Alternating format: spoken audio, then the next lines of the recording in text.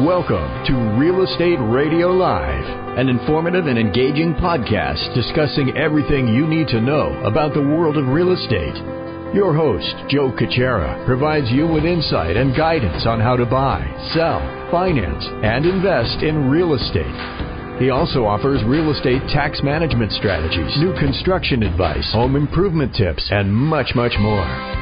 And now, to guide you around the world of real estate, here's your host and Real Estate Radio Live team leader, Joe Caccera. Welcome in, Joe Caccera with Real Estate Radio Live. Thank you again, those that are joining us via Facebook. We appreciate that very much. We want to continue growing the audience, obviously, as much as we can in different vehicles, channels.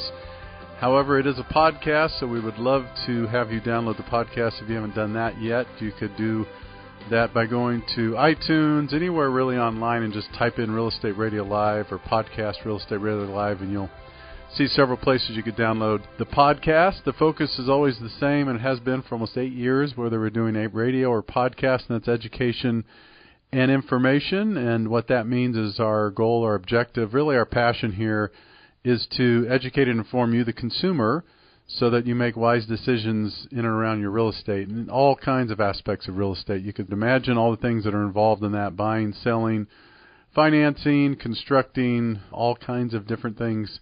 So with that, speaking of real estate, it is Wednesday, and that must mean it's the two Italian guys talking real estate. Can't forget the Italian part. That's the best part. Yeah, that's the best part over here. That's the best part. We need to, what are we doing over here, Joe? Grant, we need to get some audio on part of this where when Mike and I come in, we get the Italian music. You know what I mean? There you go. Or maybe a little Godfather stuff going on. My buddy actually just bought me this. It's like a little music box with the Godfather theme on it. So it's pretty cool. I'll bring it in one of these days. That's so cool. Yeah. I'll just play it on the microphone. I'll just digress for just a second. Continue sending that. So that's a movie. I asked someone the other day, if you're flipping through channels, what are the top 3 movies you have to stop and watch no matter what? And The Godfather is for me, and my wife still says, that's ridiculous. Why do you watch that thing so many times? Because it's the best movie ever made. Come on, 1 and 2. Let's not talk about 3. 1 and 2. Right. I actually heard and this is all has to do with real estate. No, but I actually heard that there's a thing where they cut 1 and 2 up where it makes it chronological. Oh, really? So you can watch, because you know how there's a lot of flashbacks and going back. So they actually combine both movies and cut it in a way where you can watch the whole thing in almost chronological order. Wow. That was kind of cool. That is cool. But it'll take you like 5 hours to watch. Last thing on movies, we'll move to real estate. Yeah. Jack Ryan, you got to watch it, right? I mean, the Netflix special? Yeah, it's good. I think it's really Prime. Good. I think it might be Prime, but man, it's good. Yeah. It is a good show. All right, let's talk about real estate. Today, Mike and I are going to be talking about dispelling the myths of real estate. And so what do we mean by that? Really, a lot of the stuff comes up on Mike's side, whether you're buying or selling or, anything conceptually like, I didn't know you could do that. I mean, this happens a lot in his business, my business, jointly. We hear this a lot. And the problem is, as far as I think, and we'll see what Mike has to think about it, I think the part of the issue is that there is so much noise in general out there, whether it's internet, TV, radio, podcast. Of course, this is the podcast you want to listen to. But all the other ones on real estate. No, there's a lot of noise. There's no other podcasts on real estate. There's so much noise, and then you have a lot of people who profess to be experts, but they don't really do their homework, or they say stuff to get shock value factor, or they say something to get you to call instead of really informing or educating them. So we're going to talk a little bit about some of this stuff that I think people might be surprised, and sometimes maybe you're not if you understand real estate and financing. But in general, some of the things that we hear, right, are Mike, your clients, or my clients will go, I had no idea that existed, or really, you could do that? Yeah. And talking about the noise, I literally just 5 minutes ago, pulling up into the driveway here, I heard a commercial from a large internet source for real estate. Yeah. The last part of the name is Finn. Okay. I'll just give that out there. They have a commercial about, a listing fee of 1%. I've heard that, too. And the fact that they get more money for their listing. They'll get the seller more money, which is just completely not true. Right. So I just thought that was interesting. And when you talk about noise, that's the noise that, there's a lot of it out there. Well, that's actually a good point, because we could talk about that as one of the myths. And I think the myths is let's talk about that first. That would be all the false advertising and marketing that takes place. Yeah. In both industries, right? There are, yeah, absolutely. So Mike just brought up a good one. Blank fin. I'm not sure you could add the numbers or I should say the letters to that, but a company advertises a 1% listing fee, and the reason they'll say is they'll focus on we could save you all this additional money. But you notice what they don't talk about, and when you dig in deeper and you really find out, is what kind of service component is there, right? Yeah. What kind of service you're really going to get? Is it kind of like pulling up in a gas station or pulling up anywhere and someone just says you're on your own if you have a question for someone? Sorry, the guy in the booth, right? Yeah. It's soundproof, so you're banging on it trying to see. So this is a perfect segue, and we didn't plan this, I promise. Speaking of the same company, right. I have some new construction listings in Santa Clara, which those are taking a little bit longer to sell. And so this same agent from this company has showed it multiple times to multiple clients. Okay. And so I've been following up with her, and so I called her today, actually, and then she was with the client, so then she called me back. But what she said was, I'm just a showing agent. So you have to talk to the buying agent, because I called her earlier to say, hey, you showed this house like at least a half dozen times to different people. Let's put a deal together, Let's get it done. Let's not keep wasting each other's time. So what's a showing agent? They just show houses. They don't do anything else. So then she's like, no, you have to talk to the buyer's agent to see what they're going to do. Because then this company also they have listing agents, they have showing agents, they have here's my open guess. house agents, which if you've ever been to this company's open houses, they're terrible. So when you talk about, I'm getting back to your original point about levels of service, you're not really a real estate agent if you're just doing showings. There's much more to it than that. Well, I think what's happening, and it'd be interesting to look into it a little further, and I will, but you know what I bet's happening is that they're hiring someone like minimum wage, or right? Yeah, it's salary. And that's their showing agent. That's it. So that's they don't all have a do. license. Right. They don't have any idea. They have to have a license, but... Do they? Even to open the door? Yeah, you have to have a license to open the key box. Okay. But you need to know how to do other stuff. I don't get it. But no, I'm a showing agent. Yeah, I need that stuff. yeah, exactly. It was just weird. That was the first time I'd really delved into that, the way that they have their whole thing set up. Yeah. So it was kind of interesting. Well, there's a lot. That's just one example. And again, there's so many things that come up. In a changing world, everything's changing. Real estate's changing, lending, everything around us is changing. And that is for sure. But some of the stuff that comes up, and one of the reasons this is, I would say, it's not that it's more important, but it's more critical, I'll say, when you're in a transaction like this, because it's again, you hear it a lot, but it's true. For most people, this is the most expensive decision they'll make. Yeah, they're taking on a liability, a loan typically, that's a lot of money, and you're signing on an agreement that I'm going to pay this loan and pay it back. I'm not going to be late. I'm going to make my property taxes. I'm going to do all this stuff. And I know some people, we all take it for granted if we've been in this business a long time, but it's a huge commitment. I mean, you're saying for the next 30 years, in most cases, I know people... But seriously, marriages don't last that long. That's true. That is very true. So this is a big decision, and that's one of the reasons it's really important. You hear Mike and I talk about it all the time. Pick the right team, get yourself educated, informed, and align yourself with the right people to make this transaction. So the one, I hear a bunch of them all the time, and we could go back and forth and just talk about it. A lot of the ones that I hear are, I understand you have to have 20% down to buy a home, and it's absolutely not true. So just so you know out there, again, you do not have to have 20% down. Now, there's a little asterisk next to that. When I say that, what I mean is that if you can't afford a home by putting, less than 20% down, then that's true, right? So, but I'm suggesting and letting everybody know now in some cases, there's 100% financing, depending on the counties. They have some programs for first-time home buyers. It's a little difficult in Silicon Valley because of the home prices. VA financing, still 100% financing is available to veterans, either current, retired, or active. Then you have 3%, 3.5%, 5%. Really, it just climbs up the ladder. And this is all depending on what you could qualify for. But the main thing, the point I want to get across with dispelling this myth is that, no, you can buy a house with less than 20% down, and in some cases, 0 down, and in many cases, a lot less than 20% down, depending on how you qualify. And talk about, I think I'm trying to figure out the myth, but talk about maybe the myth with rates. And I think that people are they're very rate sensitive. You know, the APR rate, what does that include? I can save an eighth here at this bank or a quarter here at this bank because I bank there. So maybe talk about the myth behind the rate and people being quote-unquote rate sensitive. Yeah, similar to what real estate agents go through on the pricing. So on rates, we get that all the time. I shouldn't say all the time, but most of the time you'll get people that say, Joe, you know, either refinancing or going to contract for a purchase. I was just on bankrate.com. I was just on, you know, cashcall.com or something, and I heard on the radio that I could get this for this. And in most cases, it's unrealistic, so I know right away there's something up. There's something going on. And I hate to say this because I think most companies and most people are ethical and they try to do what's right, but I could tell you that there's still a percentage of people that on purpose, it's very misleading advertising and marketing, but they do it. You could never prove that they do it on purpose, but they do it on purpose. And the reason why is they need to get the phone ringing or the emails coming, or, for instance, in order to pay the kind of money to advertise on the internet or on radio and different things, Mike, you have to, unfortunately, lie creatively to get that phone ringing or to get people to email you, right? I mean, that's kind of the way it works. And but we don't do that on podcasts. No, we don't do that. We don't do that here.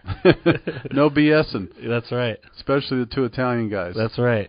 So what you want to do when you get those quotes, I tell people all the time, first of all, don't take anything serious verbally. Do not take anything serious verbally when it comes to rates. Absolutely. Just like you don't take a verbal offer seriously in a real estate transaction. It means nothing. Yeah. It means nothing. No, I mean, like if someone would say to you, Mike, what are you going to accept for this house, right? Yeah. What do you know? Well, give me an offer. Yeah. Put it in writing. Write it up.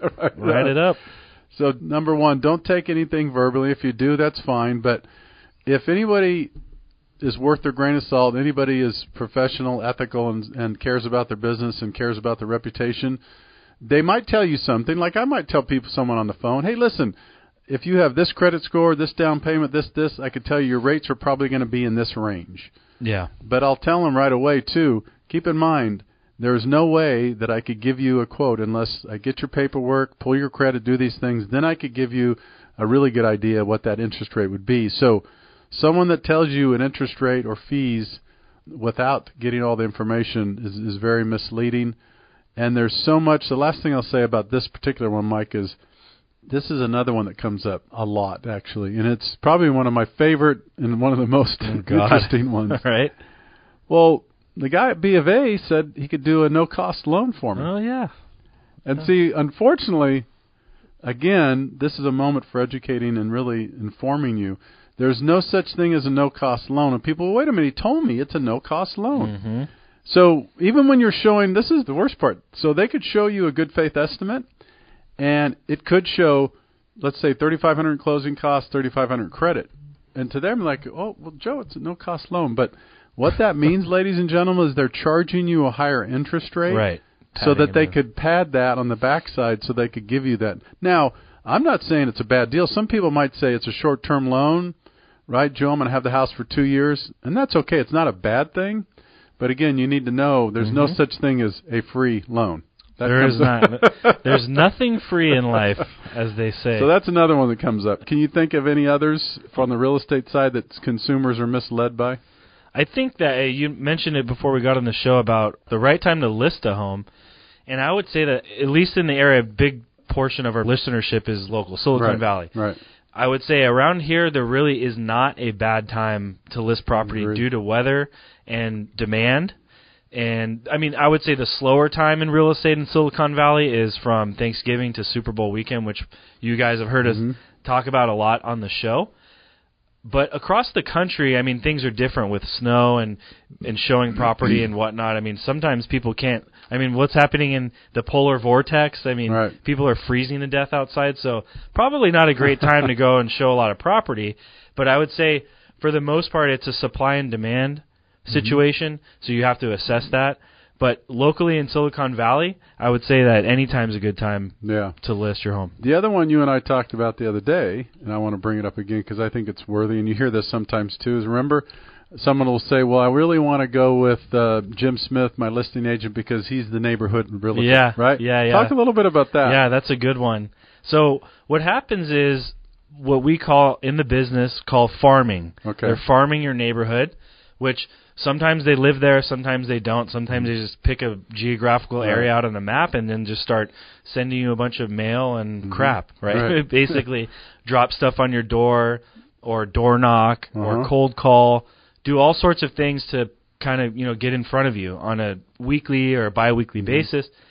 So the thing about that is when you actually look at the numbers, most people that are quote-unquote an area expert or are farming a neighborhood are really have a very small percentage of the actual listings in the area if you run the numbers, because it's very hard to get a stranglehold on every single house in a neighborhood, basically.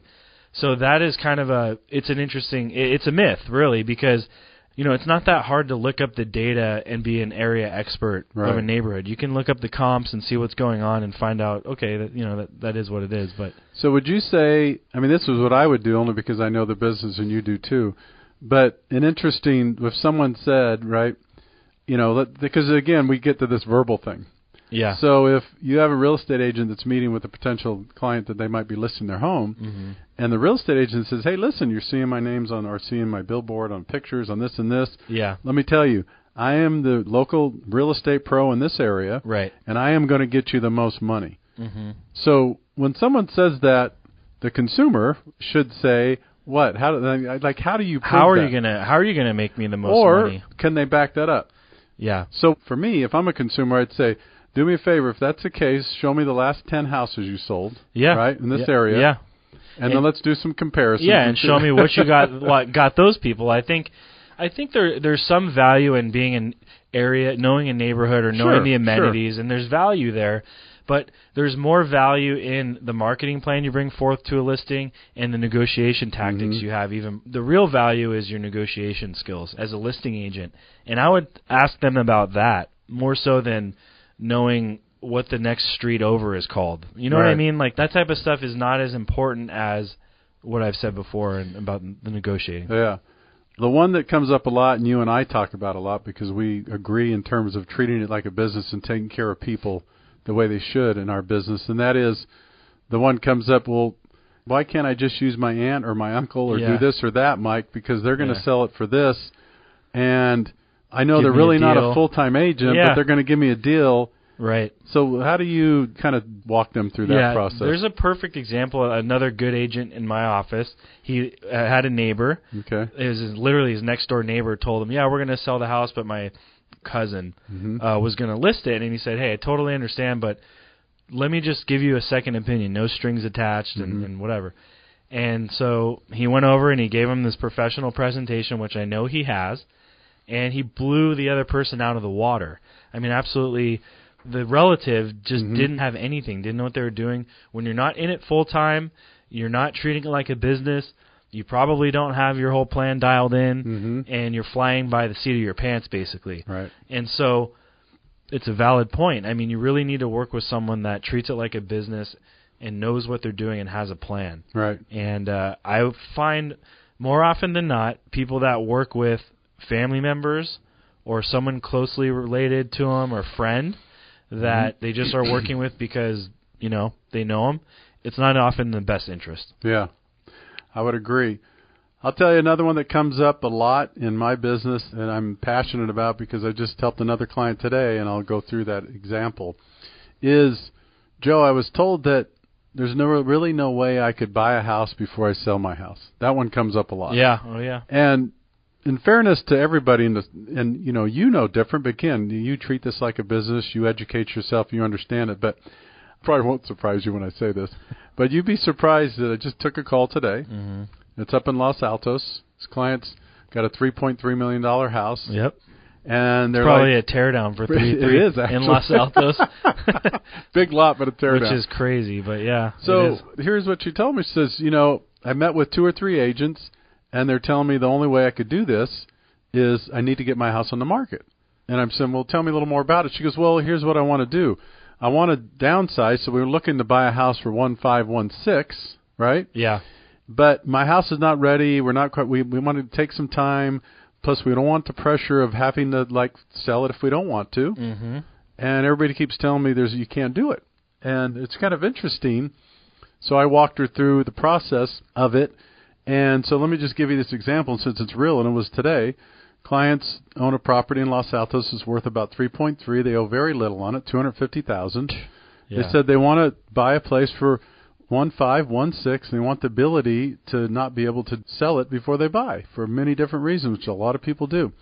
So we're able to structure financing because there's so much equity in that exiting property. Yeah, it makes very little you're like risk. 50% right? loan to value, basically. Well, more than that. Or it's a lot more than that. Yeah. Because so what we do is we take the two properties. Long story short is we could provide them 100% financing on right. the purchase. Yeah. And the only reason we could do that is because there's so much equity in their exiting property that's very little risk for the investor. Absolutely. Right? Yeah. So this sounds funny, but think about this. So these people are going to be able to keep their home, get 100% financing on the $1.6 million purchase, and she even couldn't believe it until I ran the program through it. And she had no idea. And this is an educated person. She's been around. She owned this house for 15 years, owned another house, and didn't know something like this existed. And she's completely excited and going to move forward and get pre-approved on it so they could go out and look without doing this. So, again, is this for everybody? No. Can everybody do it? No. But you'd be surprised for people that have owned their home for a period of time, if you have a lot of equity, and I mean a lot, if you have 50% or more equity in your home, there's a really good chance that you could lever it as such to potentially buy a home without selling your home. And there's some other creative things around it that we don't have time to get into today, but that's another one I hear a lot that, again, if you're out there, it's not true. There are options if you really want to try to buy a home before you sell your place. Yeah, absolutely. No, I think that's a great example, and I just always Los Altos is just a crazy this is a crazy market. It's insane. Yeah, there. It's probably on a busy street. Yeah. Tear down. I sold the teardown in Los Altos last year, and it was almost $3 million. That's for great. dirt. It does almost seem to be that market up there is unique. I'm not sure if there's ever such a thing as softening in the market. No, in Los Altos and the Los Altos Hills, it's a beautiful area. Yeah, it is nice. That's for sure. Any other ones you could think of on the real estate side? I could probably go through a whole. Well, yeah. I mean, how much time do we have, Joe? We can be here till about 5 minutes. Yeah. 6 minutes. We got it. 5 hours might be what I need. But no, I think overall, again, I mean, the theme of the show and your show has always been education, information, and I think that it never hurts to just have a conversation, start the conversation like the lady today, right, and just find out more options and things that you can do and make a better, more informed decision.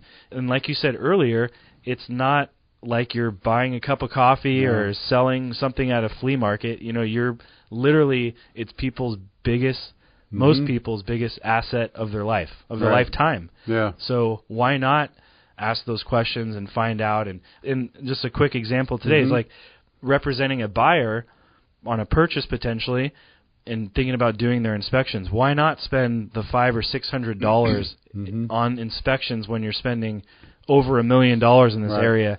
To make sure the house isn't going to crumble around you when you move in. No, it's so it's very things true. like that are really important and you need to consider.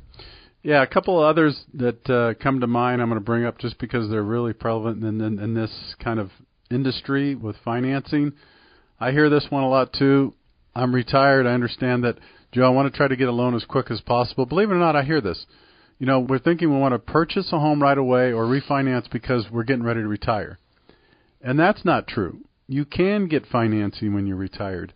Now, again, income is income. You've heard me say this before. Or even alimony, you could get it based on absolutely. Right? Yeah. Yeah, I mean, rental income. That's rental income, right? Yeah. I mean, I've had people seriously that don't have a traditional job, don't even have a job, but because of their investments or in several rental properties, that's income. If it's showing on your tax records. Yeah. Now, if you're getting rental income in the form of cash. Yeah. Unlike Donald Trump, you're going to have to show your tax returns. Exactly. So this is the thing I hear a lot. So if you're listening to this podcast, you know someone that's retired or thinking about, don't panic. Seriously, don't freak out. Give me a call if you need some help on that. You can get financing when you're retired. So that's another one. The other one that I hear a lot is, I understand that my credit's kind of weak for whatever reasons. I should maybe wait till my credit's at, let's just say, for example, my credit's 620, Joe. Everybody tells me, or when I look at it, they said I should wait till I get a 700 credit score. No, not necessarily. You get financing, believe it or not. If your credit's all the way down in the 500s, I know it's hard to believe, but now you're not going to have great interest rates. Mm-hmm. But if you really want to buy a home, or if you have a scheduled, or I should say a plan, Mike, to improve your credit over the next 12 months, and then you refinance out of that once your credit gets better. So that would be the other thing that I hear. Don't automatically assume because your credit, if it's less than perfect, it's not that great, that's fine. There's still a lot of financing options for that as well. My dad always says when you assume... That's right. You know what the rest of the saying is. Yeah. When are we gonna do a show over there at the restaurant? We should do one. I was just there. I was just with them a couple hours ago, and give a shout out. It's always an education. Those that may not know, give a shout out to your dad and his restaurant. And yeah, if you're ever in town, you can go to Giorgio's Italian Food and Pizzeria, great or place. Frankie, Johnny, and Luigi's too. Make sure you get the pizza or the sausage bread, whatever you want. We got it. Ask for John. Ask for John. Yeah. And see what kind of martini. Yeah. You need have at least 2 or 3 dirty martinis while you're there too. All right. I hope we provided a little bit of education along with the fun and the goofing off we did today. But before we kind of duck out again, just a reminder, this was really a show designed around dispelling some of the myths in real estate and lending. There's a lot of them. And really the last thing I'll say, and I'm not going to speak for Mike, but I think he feels the same. If you're in doubt or if you're not quite sure, ask around and find someone you could trust. And anytime you could call one of us. Doesn't matter. Even if you're working with someone else. I tell people this all the time. Yeah. Even if someone's going to work with someone else or they're going to, and I said, doesn't matter. Use me as a sounding board. Call me back. Maybe there's some ideas you could bounce off me. Yeah. Happy to do that. And that's really the message is work with someone you trust. Doesn't matter. But don't, if you have that gut feeling and you're not quite sure and you think you're being misled, just, go with your gut and double check before you make that big financial decision. Yeah, and ask the right questions. And like I said, lean on us. Yeah. We did a show one time about what questions, remember that? The top 10 questions to ask an agent before hiring them. And that's right. We got so many calls on that. I remember it was like crazy. But ask the right questions, and if you don't know what questions to ask, call us or Google it. There you go. So if they want to reach you, get a hold of you, what's the best place to do that? Go to my website, MikeDsells.com, or you can always call 408-630-0101. Great. Those of you know how to get a hold of me, Joe, at RERadiolive.com, or you could always go to the website, RERadiolive.com. Until next time, thanks again for checking in. Take care. Have a great afternoon. You've been listening to Real Estate Radio Live. For more information on today's program, visit RERadiolive.com. That's RERadiolive.com. Subscribe to our podcast. Discover more at RERadiolive.com.